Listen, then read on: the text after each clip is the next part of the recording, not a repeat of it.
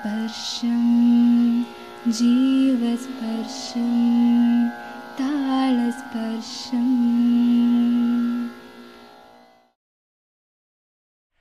നമസ്കാരം. സ്പർശത്തിൻ്റെ ഇന്നത്തെ എപ്പിസോഡിലേക്ക് എല്ലാവർക്കും സ്വാഗതം. ഇന്ന് ഞാൻ എത്തിയിരിക്കുന്നത് നമ്മുടെ തൃശ്ശൂരല്ല, ഇന്ന് മലപ്പുറം ഡിസ്ട്രിക്റ്റിലാണ് വന്നിരിക്കുന്നത്. നമ്മുടെ മലപ്പുറത്ത് മേമാട്ടുപാറ എന്ന സ്ഥലത്താണ് ഞാൻ എത്തിയിരിക്കുന്നത് കേട്ടോ. ഇവിടെ ഇന്ന് നിങ്ങളെ പരിചയപ്പെടുത്താൻ പോകുന്നൊരു വ്യക്തി കളിമണ്ണ് കൊണ്ട് വിസ്മയം തീർക്കുന്നൊരു വ്യക്തിയാണ് കേട്ടോ. അദ്ദേഹത്തെ തേടി പിടിച്ചാണ് ഞാനിവിടെ എത്തിയിരിക്കുന്നത്. ഇത്രയും ദൂരം വരണമെങ്കിൽ എന്തെങ്കിലുമൊക്കെ ഒരു കാരണം ഉണ്ടായിരിക്കില്ലേ ആ വ്യക്തിക്ക്. അപ്പോൾ അത്രയും പ്രത്യേകതയുള്ളൊരു വ്യക്തിയാണ്. കളിമണ്ണ് കൊണ്ട് വിസ്മയം നിങ്ങളെയും ഞാൻ കാണിപ്പിച്ചു തരാം. ഈ ദിനം അങ്ങനെ നമുക്ക് ആഘോഷിക്കാം കേട്ടോ. അപ്പോൾ എന്തായാലും അധികം വൈകിപ്പിക്കുന്നില്ല, പോകാം വീഡിയോയിലേക്ക്.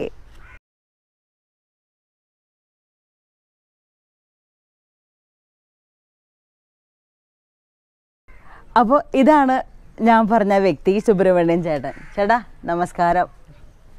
അപ്പോൾ അദ്ദേഹത്തിൻ്റെ കലകൾ നമ്മൾ നിങ്ങളെ പരിചയപ്പെടുത്താനാണ് ഇവിടെ എത്തിയിരിക്കുന്നത് കേട്ടോ. എന്തൊക്കെയാണ് വിശേഷങ്ങൾ? സുഖമായിട്ട് പോകണോ?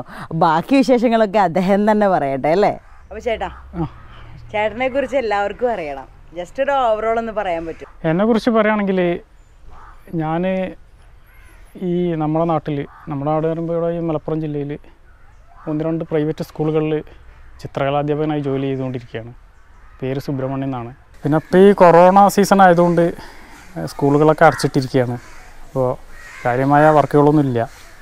അപ്പോൾ ഇങ്ങനെ ചെറിയ കരകൗശല വർക്കുകളൊക്കെ ആയിട്ട് ഇങ്ങനെ കഴിഞ്ഞു പോകുന്നു. ഈ കരകൗശല വർക്ക് കാണാനാണ് ഞാൻ എത്തിയിരിക്കുന്നത് കേട്ടോ. അതെനിക്ക് മനസ്സിലായി. ഞാൻ FBയിൽ ഇങ്ങനെ ഏട്ടൻ്റെ ഒരുപാട് പോസ്റ്റുകൾ കാണാറുണ്ട്. അപ്പോൾ അതൊക്കെ തേടി പിടിച്ചോടെ എത്തി. അപ്പോൾ എന്താണ് മെയിനായിട്ട് ശരിക്കും എന്താ? കളിമണ്ണ് കൊണ്ടാണ് ഞാൻ കൂടുതൽ കണ്ടിട്ടുള്ളത്. അപ്പോൾ അതിനെക്കുറിച്ച് 2 വാക്ക്. കളിമണ്ണിൽ ഞാനിപ്പോൾ അടുത്ത കാലത്തെ കളിമണ്ണിൽ ചെയ്യൽ തുടങ്ങിയിട്ടുള്ളൂ. ഞാൻ ആദ്യം തുടങ്ങിയത് ചിത്രകലയാണ്. ചിത്രകലയിലൂടെയാണ് എൻ്റെ വരവ്. ചിത്രകല എന്ന് പറയുമ്പോൾ എങ്ങനെയാ? നമ്മൾ പെൻസിൽ ഡ്രോ അങ്ങനെയാണോ? പെൻസിൽ ഡ്രോയിങ് തന്നെയാണ് ആദ്യം ചെയ്തിരുന്നത്. പിന്നെ ഇങ്ങനെ ക്രമേണ കളറിങ്ങിലേക്ക് കടന്നു.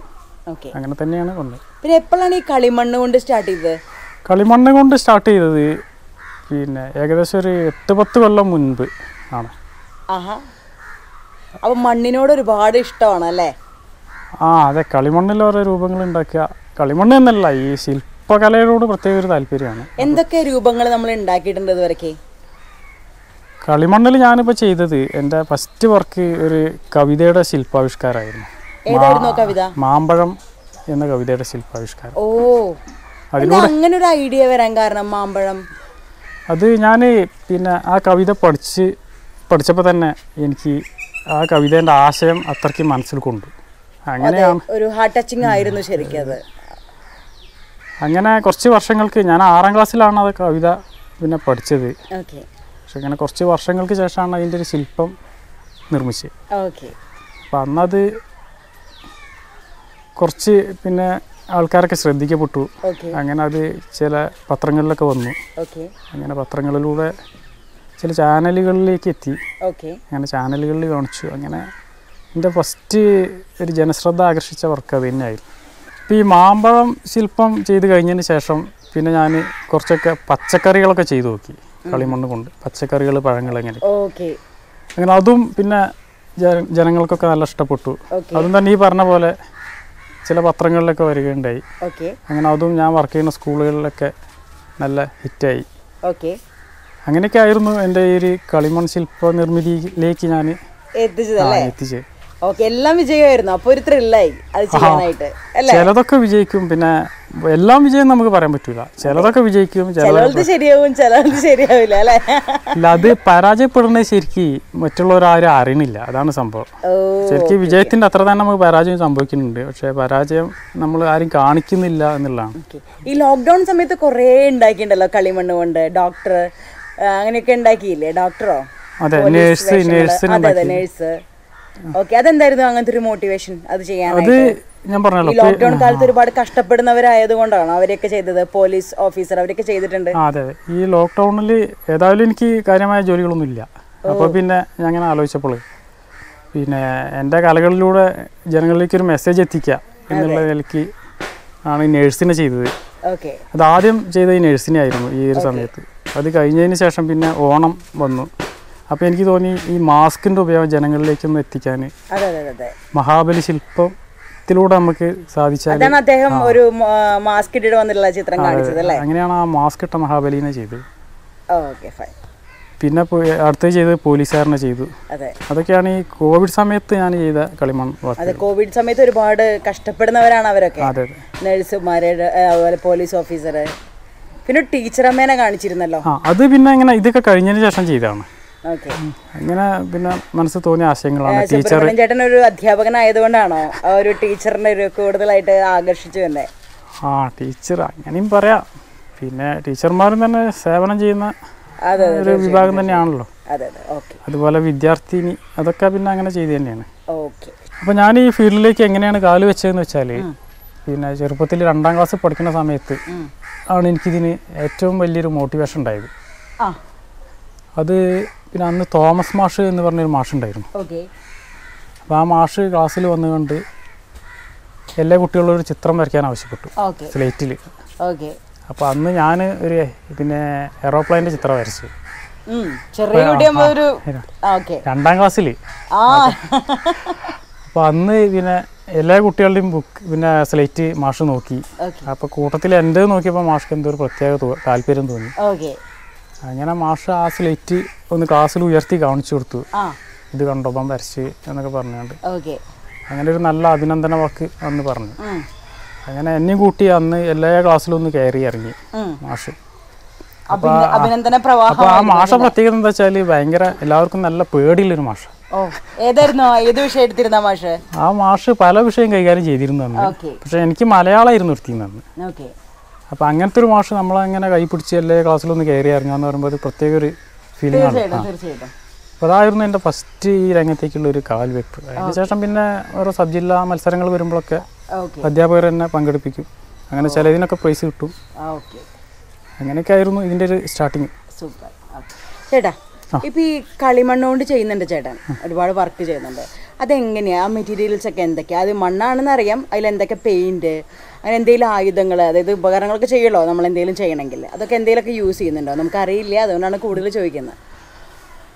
ഇത് ഞാൻ ഉപയോഗിക്കുന്ന മണ്ണ് പല കുട്ടികളും എന്നോട് ചോദിക്കലുണ്ട്, ഇത് ഏത് മണ്ണ് കൊണ്ടാണ് ചെയ്യുന്നത്. കാരണം അവർക്കൊക്കെ കിട്ടുന്നത് ഈ കടകളിൽ നിന്ന് വാങ്ങുന്ന പല കളറിലുള്ള ക്ലേ. ആ ക്ലേ അല്ലത്. ഇത് ശരിക്ക് നമ്മൾ ഈ മൺപാത്രങ്ങൾ നിർമ്മിക്കാൻ ഉപയോഗിക്കുന്ന കളിമണ്ണാണ്. അപ്പോൾ ആ കളിമണ്ണ് സംഘടിപ്പിച്ചുകൊണ്ടാണ് ഞാനിത് വർക്ക് ചെയ്യുന്നത്. അപ്പോൾ ഇത് ധാരാളം സമയം ചെലവഴിച്ചുകൊണ്ടാണ് ഓരോ വർക്കുകളും ചെയ്യുന്നത്. അപ്പോൾ നമ്മൾ കണ്ട ഈ തക്കാളി ഒക്കെ ചെയ്യാൻ തന്നെ ഒരു 3 മണിക്കൂർ സമയമൊക്കെ ചിലവ്. എല്ലാം ഉണങ്ങാനടക്കമാണോ? ഉണങ്ങാനല്ല, അതിന്റെ ഫിനിഷിംഗ് വർക്കുകൾ. ഉണങ്ങാൻ വീണ്ടും പിന്നെ സമയം വേണ്ടി. ഒരു ഡേ പോരാ, തക്കാളിയൊക്കെ ഒരു 3 ദിവസമെങ്കിലും ഉണക്കം വരണം. അതിന് ശേഷമാണ് ഈ പെയിന്റ് ചെയ്യുന്നത്. അപ്പോൾ അത് പെയിന്റ് ഞാൻ ഉപയോഗിക്കുന്ന പെയിന്റ് എനാമൽ പെയിന്റ് ആണ്. അത് പല മോഡൽ പെയിന്റ് നമുക്ക് ഉപയോഗിക്കാം. ഫാബ്രിക് പെയിന്റ് ആണെങ്കിൽ അത് ഉപയോഗിക്കാം. അത് ഉപയോഗിക്കുമ്പോൾ അത്ര ഗ്ലൈസിങ് വരില്ല. ഇപ്പോൾ തക്കാളിക്ക് കുറച്ചൊരു ഗ്ലൈസിങ് ഉള്ള രൂപമാണല്ലോ. അപ്പോൾ അതിന് നമ്മൾ ഇനാമൽ പെയിന്റ് ആണ് ഏറ്റവും മാച്ച്. ടൂൾസ് ഉപയോഗിക്കുന്നുണ്ട്, പക്ഷേ ടൂൾസ് ഒന്നും നമ്മൾ വാങ്ങുന്ന ടൂൾസ് അല്ല. അത് നമ്മൾ തന്നെ രൂപപ്പെടുത്തുന്ന ടൂൾസുകളാണ്. അത് ഈ അലൂമിനിയത്തിന്റെ ചെറിയ കമ്പികൾ നമ്മൾ അടിച്ച് പരത്തിയ ശേഷം അങ്ങനെ വളയ്ക്കുക. ചേട്ടാ, പിന്നെ കളിമണ്ണ് കൊണ്ട് മാത്രമല്ല, ഗാന്ധിജീനെ ഞാൻ ഒരുപാട് കണ്ടിട്ടുണ്ട്. ഗാന്ധിജീനെ 2 വർക്ക് ചെയ്തിട്ടുള്ളത്, അതിനെക്കുറിച്ച് 2 വാക്ക് എന്തായാലും ഏട്ടൻ തന്നെ പറയണം. അത് രണ്ടും ചെയ്തത് 2 ഗാന്ധി ജയന്തി ദിനങ്ങളിലാണ്. ഒന്ന് ഒരു വർഷവും മറ്റൊന്ന് അടുത്ത വർഷം, അങ്ങനെയാണ് ചെയ്യുന്നത്. അപ്പോൾ ഞാൻ ആദ്യം ചെയ്തത് പിന്നെ നൂല് കൊണ്ടാണ്. അത് പിന്നെ നമ്മൾ ഈ സ്റ്റിച്ചിങ്ങിന് ഉപയോഗിക്കുന്ന നൂലാണ്. അപ്പോൾ അത് പല കളറിലുള്ള നൂലുകൾ സംഘടിപ്പിച്ച് അതൊരു ഹാർഡ് ബോർഡിൽ അതേ ക്രമത്തിൽ ഒതുക്കി വെച്ച് ഒട്ടിച്ചാണ്.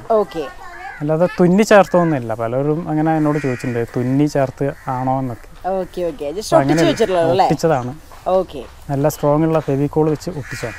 പിന്നെ മറ്റേതും പിന്നെ ഒട്ടിച്ച് ചെയ്ത് തന്നെയാണ്. അത് ഈ ചെമ്പ് കമ്പികളാണ് അതിന് ഉപയോഗിച്ചത്.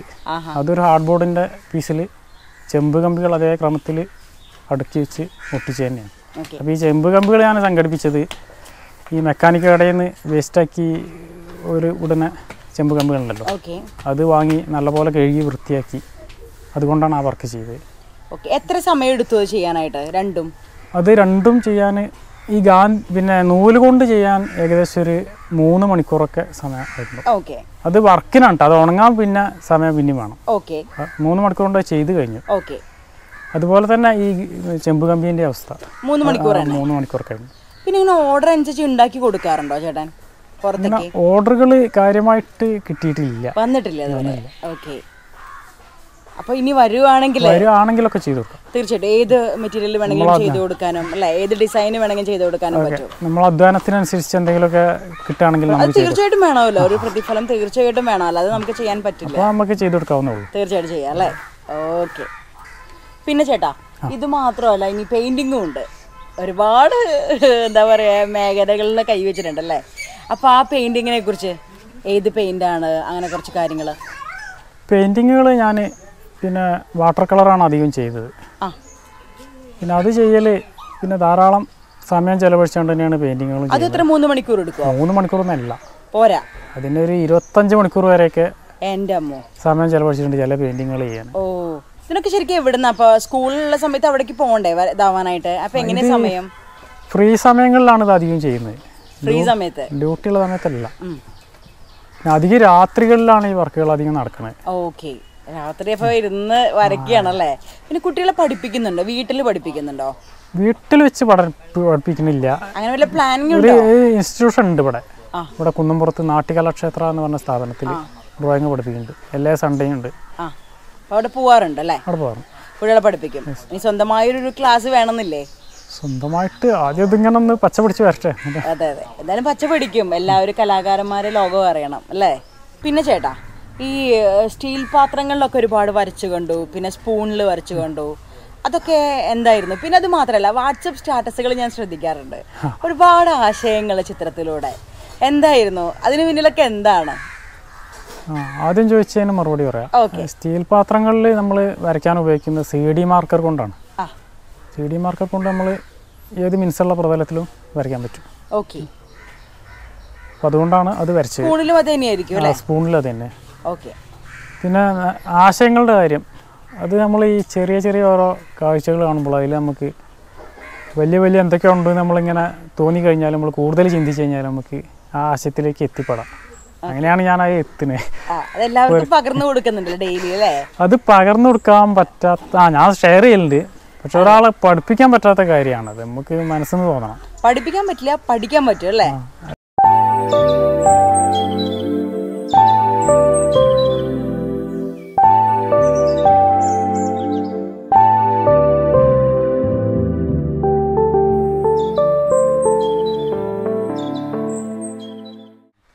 അപ്പോൾ ഇതാണ് നമ്മുടെ സുബ്രഹ്മണ്യൻ ചേട്ടൻ്റെ അമ്മ. എനിക്ക് ഒരുപാട് ഇഷ്ടമായി കേട്ടോ അമ്മേനെ. ഞങ്ങൾ വന്നപ്പോഴേക്കും ഞങ്ങൾക്ക് ഷൂട്ടിംഗ് എടുക്കാൻ സമ്മതിക്കായിരുന്നില്ല. വരുമ്പോഴേക്കും ചായയും പഴം എല്ലാം സെറ്റായിട്ട് ഇരിക്കുകയായിരുന്നു അല്ലേ? എന്താണ് മകനെ കുറിച്ചുള്ള അഭിപ്രായം? മകനെ കുറിച്ച് നല്ലൊരു ഭാവി വേണമെന്ന ഒരാഗ്രഹമുണ്ട്. തീർച്ചയായും ഉണ്ടാവും കേട്ടോ. കാണുന്ന എല്ലാവർക്കും അത് തന്നെയാണ് ആഗ്രഹം. എല്ലാ കലാകാരന്മാരും അറിയപ്പെടണം. ഒരാളും അർഹത എന്താ പറയാ, അർഹിച്ച അംഗീകാരം കിട്ടാതെ പോകരുത്. പിന്നെ അവനൊരു ജോലിയുണ്ട്. അതെ. പക്ഷെ അതിൽ കൂടുതലും ഓൻ ഇതിലേക്ക് ശ്രദ്ധ വെച്ചിട്ട് ഓരോ കലകളും ചെയ്ത് ജനങ്ങളെ വളരെയധികം ആകർഷിച്ചുകൊണ്ടിരിക്കുകയാണ്. അതിൽ സന്തോഷം. എല്ലാ സപ്പോർട്ടും കൊടുക്കാറുണ്ടോ? അതിൽ സന്തോഷമുണ്ട്. എനിക്ക് എത്രയോ ആ കാര്യം വളർന്നു കാണട്ടെ എന്നാണ് എൻ്റെ മനസ്സിൽ. അത്രയേ ഉള്ളൂ. പിന്നെ ഇനിയിപ്പോൾ അവനൊരു നല്ലൊരു ഭാവി വരട്ടെ എന്ന് കൂടുതൽ ആഗ്രഹമുണ്ട്. പിന്നെ ചെറുപ്പം മുതൽക്കേ ഈ കാര്യത്തിൽ വളരെ അധികം ശ്രദ്ധിച്ചുകൊണ്ട് ചെയ്യും. കുറേ സമയമെടുത്തിട്ട് ഓരോ കാര്യങ്ങളും ചെയ്ത് അത് കാണാൻ ആൾക്കാർ വരുമ്പോഴും ഒക്കെ സന്തോഷമാണല്ലേ? സന്തോഷം തന്നെയാണ്. അപ്പോൾ ഇപ്പോൾ നിങ്ങളെയൊക്കെ തന്നെ കാണാൻ കഴിഞ്ഞത് ഇതുകൊണ്ടൊക്കെയല്ലേ? ഞങ്ങൾക്കാണ് ഭാഗ്യമുള്ളത്. കാരണം ഇത്രയും ഒരു വലിയൊരു കലാകാരനെ പോലെ ഇത്രയും സ്നേഹമുള്ളൊരു അമ്മേനെ പരിചയപ്പെടാൻ പറ്റി. അതിൽ പരം വേറൊരു ഭാഗ്യം ഇല്ല എന്ന് ഞാൻ വിശ്വസിക്കുന്നു. ഇതിപ്പോൾ എവിടെയോ ഉള്ള ആൾക്കാർ ഇതുപോലെ കേട്ടറിഞ്ഞിട്ടും കണ്ടറിഞ്ഞിട്ടും വന്ന് പരിചയപ്പെടുമ്പോൾ വളരെയധികം ഈ കാര്യത്തെ പറ്റി ഇത്രയും കഴിവ് തന്ന ദൈവത്തിന് എന്നോട് നന്ദി പറയാൻ തന്നെ പറയും. എല്ലാം ദൈവത്തിനാണ് അല്ലേ? അപ്പോൾ ഇന്നത്തെ ഡേ നിങ്ങൾക്കും എല്ലാവർക്കും ഇഷ്ടപ്പെട്ടു കാണുമെന്ന് വിശ്വസിക്കുന്നു. എനിക്ക് ഒരുപാട് ഇഷ്ടപ്പെട്ടു ഇവിടെ വന്നിട്ട്. അപ്പോൾ ചേട്ടനെ പരിചയപ്പെടാൻ പറ്റി ഒരു വലിയൊരു ഭാഗ്യമായിട്ട് കരുതുന്നു. അപ്പോൾ ഇനിയും വീണ്ടും മറ്റൊരു എപ്പിസോഡിൽ കാണാം. അതുവരയ്ക്കും ബൈ ബൈ. ചേട്ടാ.